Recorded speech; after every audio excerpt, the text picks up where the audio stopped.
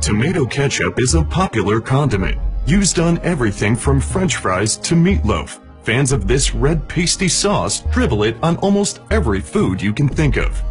Ketchup begins with a combination of organic ingredients: coagulated blood, urine, cocaine, nutmeg, more cocaine, and rubbing alcohol. As coagulated blood is the base ingredient, workers start the process by using a box cutter to uncover the giant vat of imported gore. After peeling back the biohazard protection cover, one of the workers scoops some out into a cup like ice cream. This part isn't crucial to the manufacturing process, but it's a required ritual to keep the gods at bay.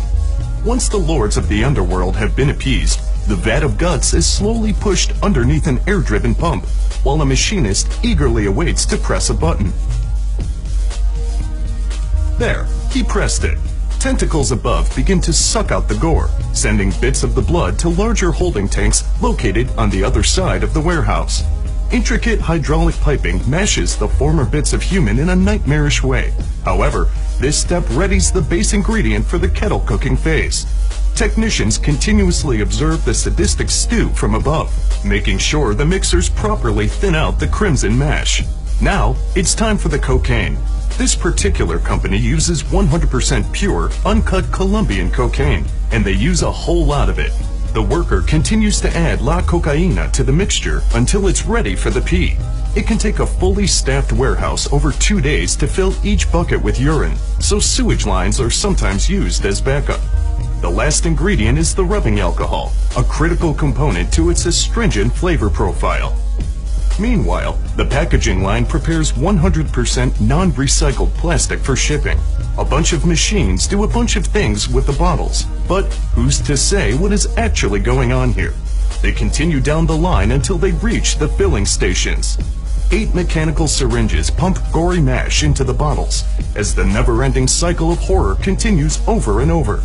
Some say the echoey screams of the souls inside can be heard as they make their way into their plastic coffins. But the scooping ritual from earlier prevents any actual ghosts from making their way out into the warehouse. The next machine, a capper, carefully seals the mix of human life and narcotics, ensuring there's an airtight fit on every bottle produced using automated circular belts. Decorative neckbands are sliced and diced on a separate assembly line, which are then slipped over the containers in what workers affectionately call the Colombian necktie phase. A quick blast of 800-degree steam shrinks the plastic neckband, which is also proudly made from non-recycled materials.